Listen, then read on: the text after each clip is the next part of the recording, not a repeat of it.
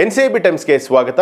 ನಾನು ದರ್ಶನ್ ಹುಣಸೂರು. ರಾಜಸ್ಥಾನದ ಜೈಪುರದಲ್ಲಿ ವಿಚಿತ್ರ ಘಟನೆಯೊಂದು ನಡೆದಿದೆ. ಸುಮಾರು 14 ತಿಂಗಳ ಹಿಂದೆ ಅಪಹರಣ ಪ್ರಕರಣ ಈಗ ಸುಖಾಂತ್ಯ ಕಂಡಿರುವಂಥದ್ದು.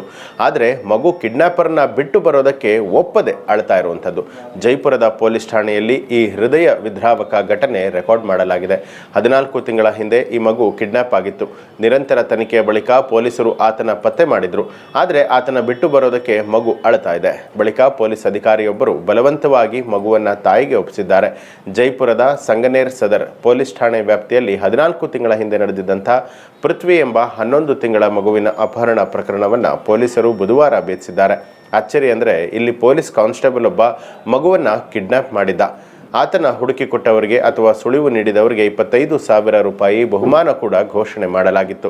ಮಗುವನ್ನ ಕಿಡ್ನಾಪ್ ಮಾಡಿದಂಥ ಆತ ತನ್ನ ಗುರುತು ಮರೆಮಾಚುವಂಥ ಉದ್ದೇಶದಿಂದ ಆತ ಗಡ್ಡ ಕೂದಲನ್ನ ಉದ್ದವಾಗಿ ಬಿಟ್ಕೊಂಡಿದ್ದ.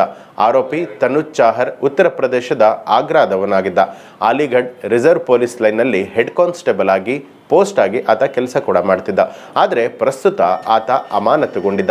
ತನುಜ್ ಈ ಹಿಂದೆ ಯುಪಿ ಪೊಲೀಸರ ವಿಶೇಷ ತಂಡ ಮತ್ತು ಕಣ್ಗಾವಲು ತಂಡದ ಭಾಗವಾಗಿದ್ದರು. ಪೊಲೀಸ್ ಕಾರ್ಯವಿಧಾನಗಳನ್ನು ಚೆನ್ನಾಗಿ ತಿಳಿದಿರುವಂಥ ಅವರು ತಲೆಮರೆಸಿಕೊಳ್ಳುವಂಥ ಅವಧಿಯಲ್ಲಿ ಮೊಬೈಲ್ ಫೋನನ್ನು ಬಳಸ್ತಾ ಇರಲಿಲ್ಲ. ಸೆರೆ ಹಿಡಿಯುವುದನ್ನು ತಪ್ಪಿಸೋದಕ್ಕೆ ಅವನು ಆಗಾಗ ತನ್ನ ಸ್ಥಳದನ್ನು ಬದಲಾಯಿಸ್ತಾ ಇದ್ದ.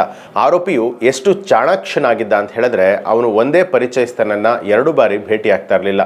ತನ್ನ ಗುರುತನ್ನು ಮರೆಮಾಚೋದಕ್ಕೆ ಅವನು ಕೆಲವೊಮ್ಮೆ ಗಡ್ಡವನ್ನು ಬೆಳೆಸಿದ್ನು. ಆತ ತನ್ನ ಬಿಳಿಗಡ್ಡಕ್ಕೆ ಬಣ್ಣ ಕೂಡ ಹಾಕಿದ್ದ.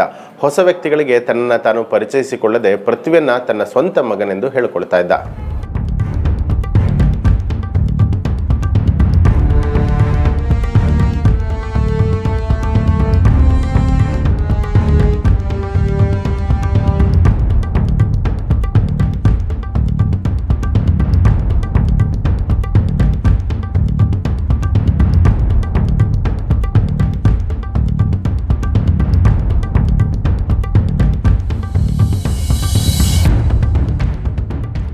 ಮುಡಾ ಹಗರಣಕ್ಕೆ ಸಂಬಂಧಪಟ್ಟ ಹಾಗೆ ಸಿಎಂ ಸಿದ್ದರಾಮಯ್ಯಗೆ ರಾಜ್ಯಪಾಲರು ನೀಡಿರುವಂತಹ ಪ್ರಾಸಿಕ್ಯೂಷನ್ ಪ್ರಕರಣದಲ್ಲಿ ರಾಷ್ಟ್ರಪತಿ ದ್ರೌಪದಿ ಮುರ್ಮು ಎಂಟ್ರಿ ಕೊಟ್ಟಿದ್ದು ರಾಜ್ಯ ಸರ್ಕಾರದ ಮುಖ್ಯ ಕಾರ್ಯದರ್ಶಿಗೆ ಪತ್ರ ಬರೆದಿದ್ದಾರೆ.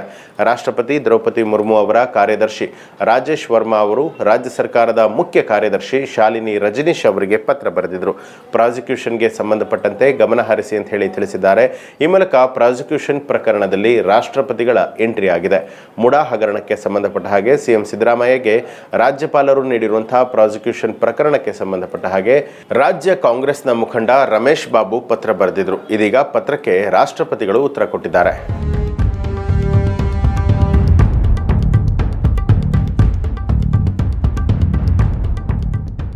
ಇವಿಷ್ಟು ಈ ಹೊತ್ತಿನ ಪ್ರಮುಖ ಸುದ್ದಿಗಳು. ಮತ್ತಷ್ಟು ವಿಶೇಷ ಸುದ್ದಿಗಳಿಗಾಗಿ ನೋಡ್ತಾ ಇರಿ ಎನ್ಸಿಬಿ ಟೈಮ್ಸ್, ಅಪರಾಧ ಮುಕ್ತ ರಾಷ್ಟ್ರಕ್ಕಾಗಿ.